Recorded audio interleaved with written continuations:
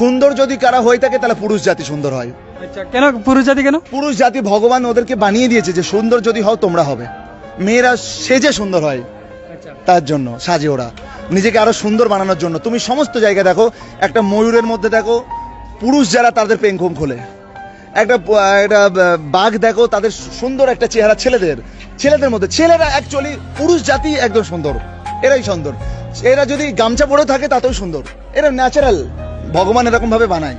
আর মহিলারা কারা, এরা এত মেকআপ এসে ভালো শাড়ি এটা সেটা সমস্ত কিছু করে নিজেকে সুন্দর দেখানোর চেষ্টা করে, ঠিক আছে, এই জন্য ওরা সাজে। কিন্তু ম্যাক্সিমাম মানুষ কিন্তু এটা বলে যে মানে মেয়েরা সুন্দর বেশি পুরুষের তুলনায়। কখনোই নয়, এটা 100% আমি ভুল প্রমাণ করে দেবো। কেমন? সুন্দর অলওয়েজ ছেলে, বয়েজ, সমস্ত জায়গায় ছেলেরা এগিয়ে।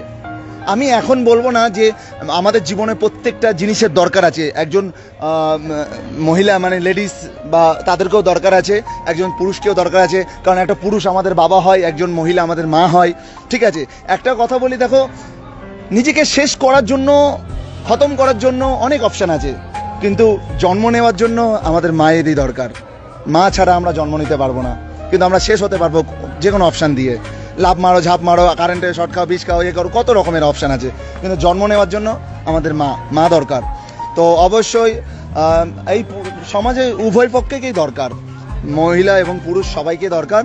তবে যদি আমি বলে থাকি যে সুন্দর কারা হয়, সেটা পুরুষ অলওয়েজ। দাদার কথা শুনে কিন্তু আমার একটু এনার্জি লেভেল বাইরে গেছে গা।